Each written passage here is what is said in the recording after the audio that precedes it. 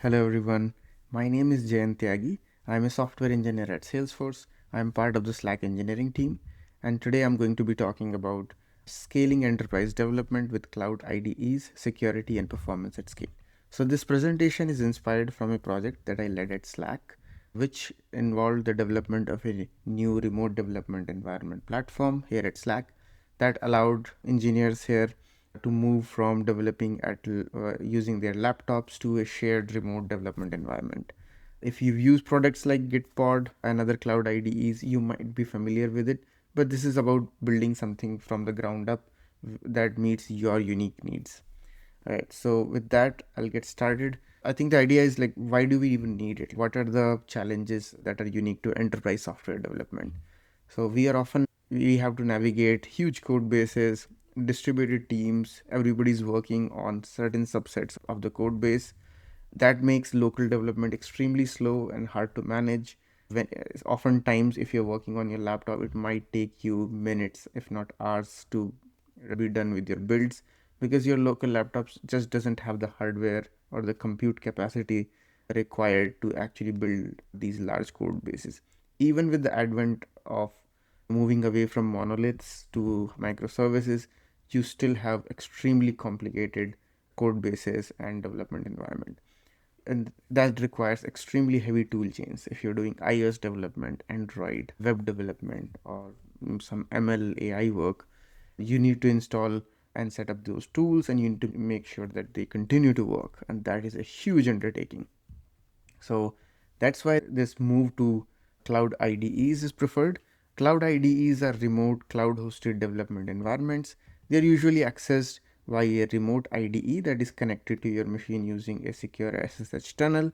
So you get access to a terminal just as you would of your laptop. So you can run commands, you can run Git commands, and any other thing, any local CLI tools that you would run at your laptop, you will do it at a on the virtual machine.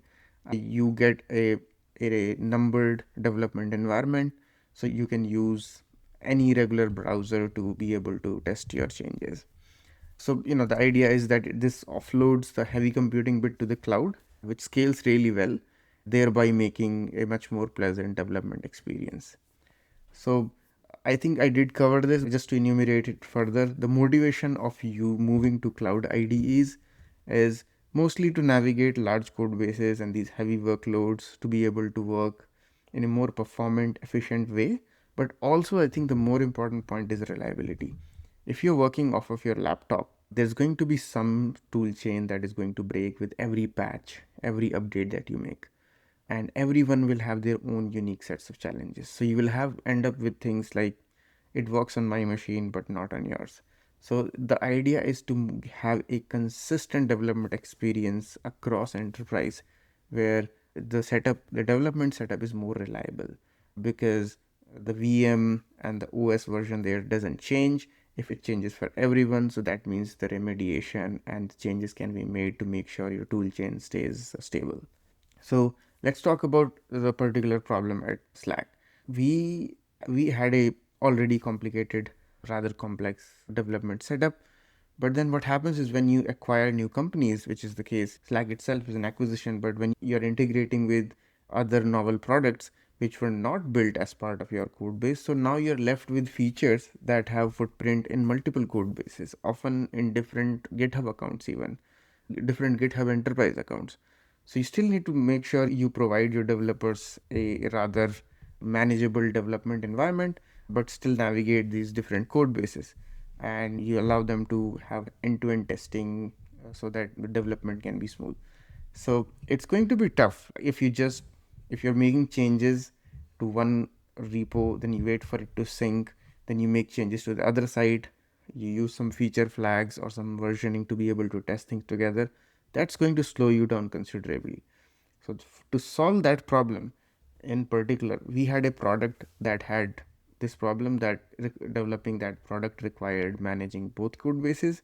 So what we did was we built this custom development environment wherein we had two Docker containers running both code bases side by side, and then we relied on port to port communication so that the two containers can talk to each other.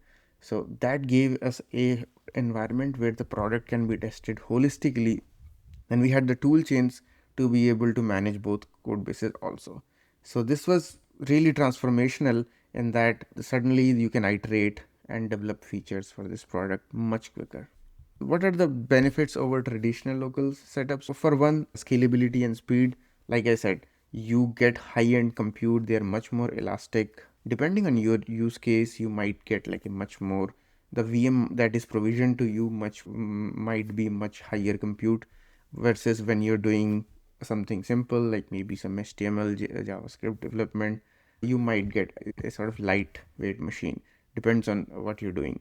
It makes for a consistent development experience. You have your entire development team working on a setup that is consistent. No, everyone's experience is the same.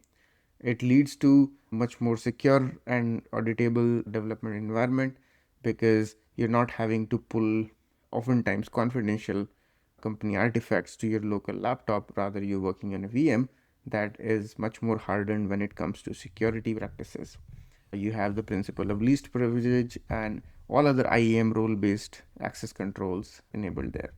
And most importantly, it leads to a faster onboarding. You have new engineers who are not spending time setting their laptops. With one CLI command, they get a VM that is fully provisioned, fully set up with everything that is required to development. So they can be productive from the day one.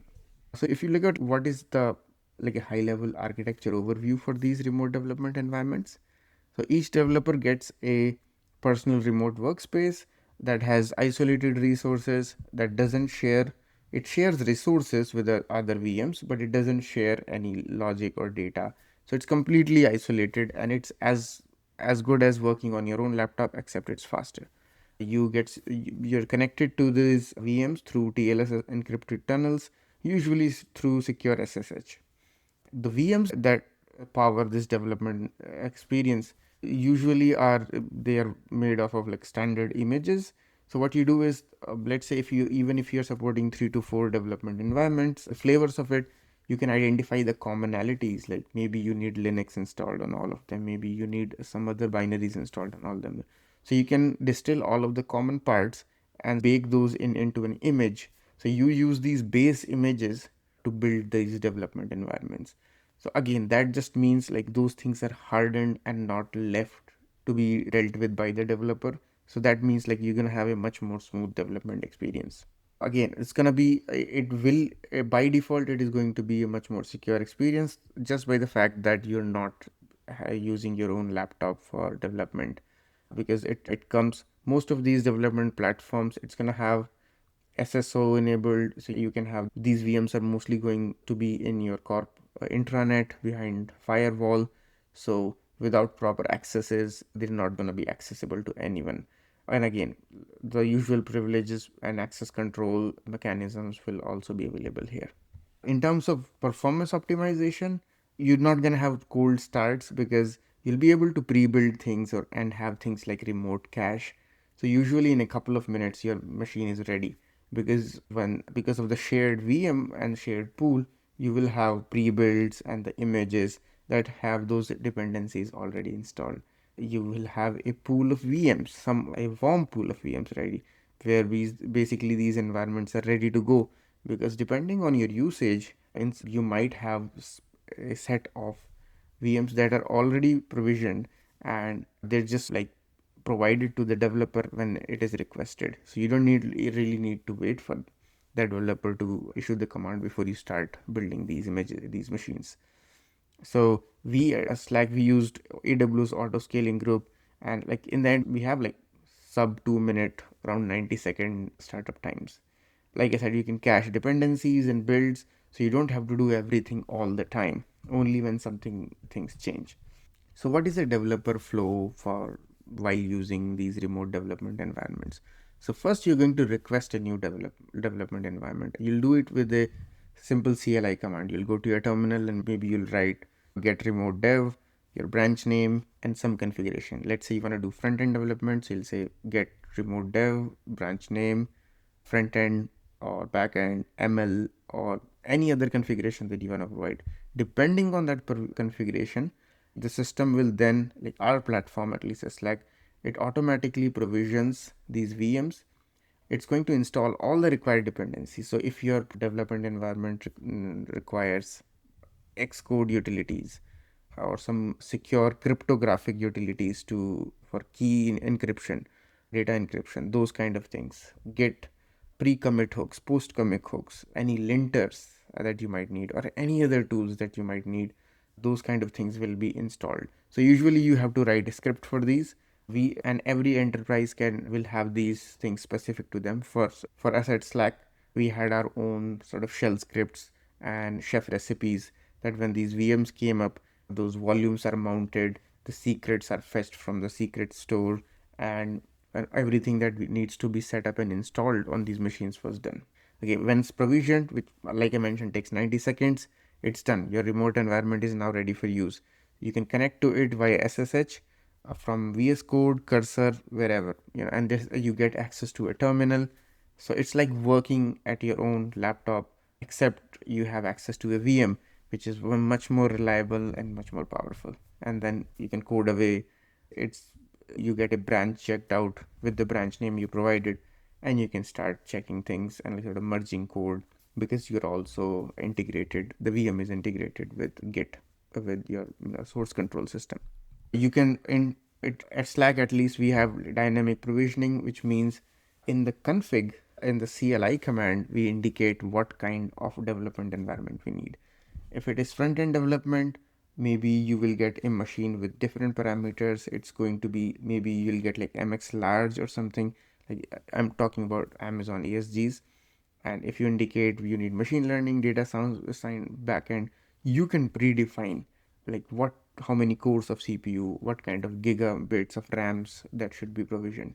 And according to your enterprise development needs, you can set these parameters. So this gives you that level of control where if you're doing something really compute intensive, you can ask for a bigger, much more powerful machine. In terms of accessing code on these VMs, so obviously the first thing, once everything is set up on these VMs, you want to download your code, right? You want to check out your Git repository. So there are few ways to do that. You can do that by, on laptops, you basically run your Git commands. So what you can do is, one of the options, at least when we were thinking about this at Slack, we were evaluating these two approaches. One is SSH agent forwarding. When we work at laptop, basically we use our SSH keys, which are added to the GitHub repo, and we are able to fetch and pull and push, merge our GitHub repos. So we just basically forward our SSH credentials to the VM, and when we run these commands from VM, it uses our SSH credentials from the laptop, and it's done over a secure TLS connection. This is encrypted and completely safe, and it doesn't require any other setup, because it's as if you are issuing these Git commands from your local laptop. The other way to do that is basically authenticate to GitHub to be able to use the code. Is you can create a GitHub auth app. It is a managed way of doing things. Very easy setup and integration, but you do have to be mindful of token scopes, revocation, making sure the tokens are not expiring, or you are renewing your secrets and keys. And with token, there is always this potential of misuse if they are compromised. So we ended up going with the SSH agent for all these reasons. Now, because you're building these features with this development environment yourself, you can build some unique features that cater to your use cases. So I'm going to talk about one of them here. So one of the features that we implemented for this is front-end grafting. So front-end grafting allows us to basically graft or port the front-end assets or bundles, which means HTML, JavaScript, or React, all of that from another VM onto, let's say, a different development environment, or even staging or prod code. So oftentimes we build something, but we are not able to test it with production like data or shapes or configuration. And the development environments we use, they just lacks that sort of data to be able to confidently test things. So what this did was, we basically built a grafting mechanism to test with like real world data, where you can go to your prod, and then you can, using special query params, you're able to tell that fetch all the front end assets and bundles from this VM, the VM that you are using, the remote development environment that you are using to build front end. Again, This is all secure. You have to be within the company firewall, so there's no potential of misuse here. But it's a very innovative way of basically using front end that is ported from one environment and back end that is from another environment. And there's obvious benefits here.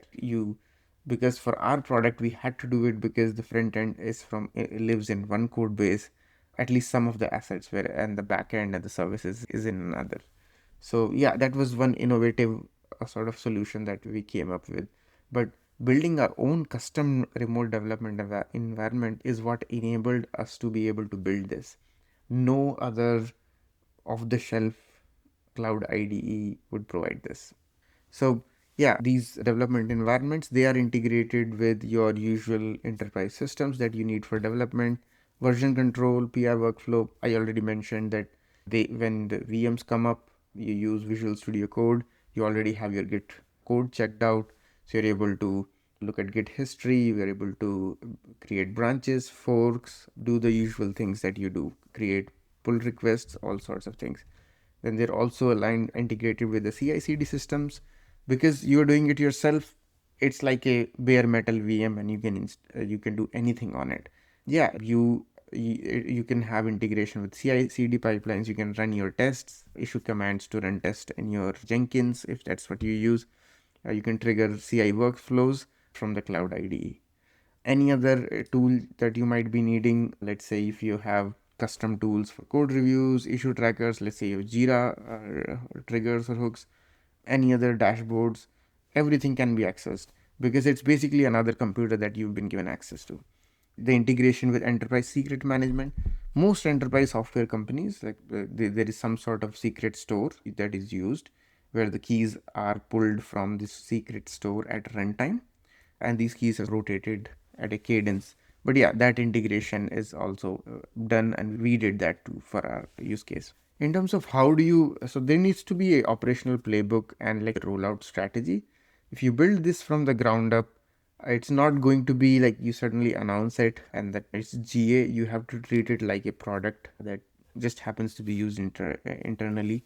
So maybe start with a small pilot team, get them to use this as they're using it, because developers are your users. They're going to have feedback that you can inculcate in the product lifecycle. You can prioritize the features that developers need the most. Maybe they need some tooling that is missing, or maybe they need some linters that is extremely important, or the ability to run tests from these IDEs. So these kind of feedback you will get, and you're gonna have these teams on board in phases, and that will allow you the time and the feedback necessary to be able to build something useful. You have to define playbooks for operational tasks, because this is going to be a new VM. Maybe some of the developers have only worked on Windows or Mac, and suddenly they have to work with a Unix or a Ubuntu OS, depending on what your VM has. So you need to have these operational tasks, these scripts, these maybe even Docker lifecycle commands, everything documented in a playbook so that developers can do that. So yeah, that sort of is connected to the training and documentation bit. As and when you get iterate, you can add more features to it, because there is some barrier to entry here. There is a considerable initial investment, so you are not going to be able to build everything at once. You have to prioritize what parts of the code base or the development flow can you support first, and that is where the feedback is going to be important.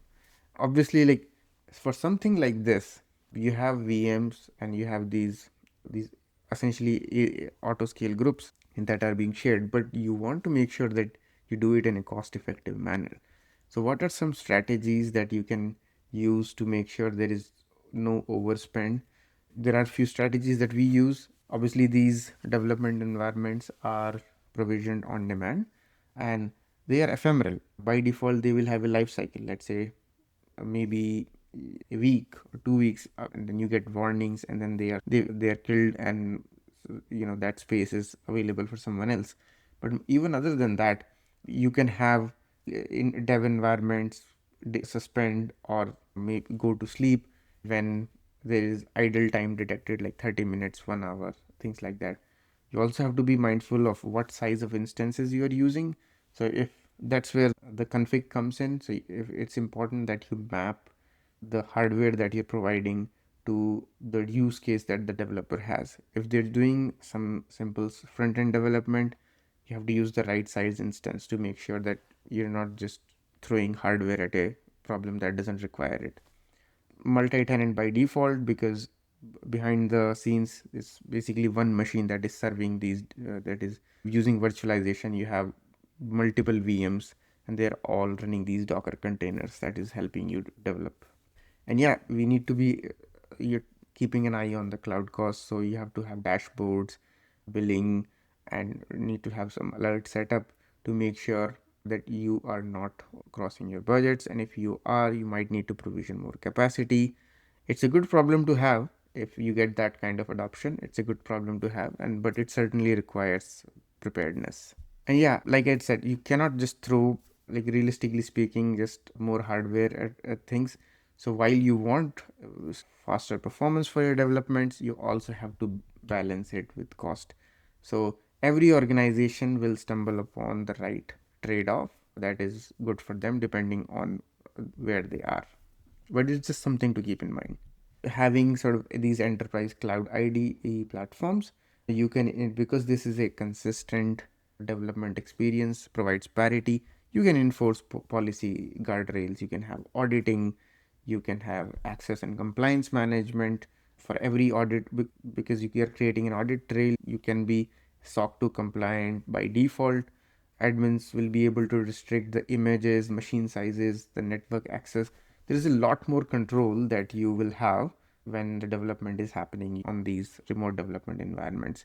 There is going to be some level of developer autonomy for sure, because eventually what you want to do is you want to give them a VM with their terminal where they can install things if they need to for their use case. And they want, let's say if there is an IDE extension they want, or they want a custom linter or a diffing package, well, they can do all of that. So there is that level of autonomy too. But the core pieces of the product are going to be hardened. So let's talk about some of the lessons learned and some recommendations that came out of this project. So it's because there is some investment, there is some barrier for entry here. It's probably more suited to bigger code bases. If for it to be a justifiable decision, you have to have real issues scaling on your laptop development code flow. So if you're having those issues, this is the right choice for you. But if it is still manageable because of the effort is non-trivial, it might not justify right away. Though if your company grows, your code base grows, eventually you will end up using this. Always iterate with feedback, prioritize the things that matters to the development team, to the developers in your organization first.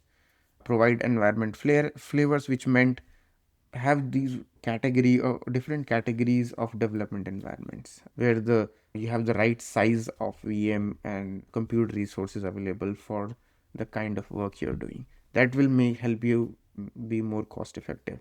Just as a sort of a side note, Uber created 6 flavors of these dev environments to cater to different needs. We at Slack, we also have at least four or that I can think of for different things. Some real world success story. I'm proud to say at Slack we've been very successful for these. I don't think there are many developers who use local laptop development for this product in particular, because it's just very difficult to manage those two code bases on the single laptop. So around 90% adoption rate has been very successful for us. And some other benchmarks, around 75% build time reduction, because you are using a bigger machine and multiple machines that are able to have cached builds and a remote cache. So you're able to reduce that time, which is a huge boost. Then there is a case study came out of Uber where they had an internal dev pod system. It allows choosing large machines up to 48 CPU cores. That must be for a specific use case. And then obviously a laptop can never scale to that kind of requirement. And the biggest plus is you are productive, your engineers are productive from day one, because they're not spending time just setting up machine. So to conclude what it offers, I think the key takeaway is that moving to enterprise development with cloud IDEs, remote development environment, it's going to speed up your engineering and while making your development workflows extremely secure. it will enable you to leverage powerful infrastructure and have some sort of centralized control to solve all those reliability issues where things are working on one developer's computer laptop but not on others. So those kind of things that you can completely take out by moving to remote development environments. Yeah, and you can architect and cater it for your own requirements. That's the thing. So yeah, it's a very transformative project. If it is successful, it changes. It's a complete overhaul of your development experience. It might have long-lasting, permanent changes to your engineering culture even, because if it improves development velocity, productivity, it's a good thing for the organization overall. That's all I had for today. Thank you for allowing me the opportunity to present at Platform Engineering Conf 42. Thank you.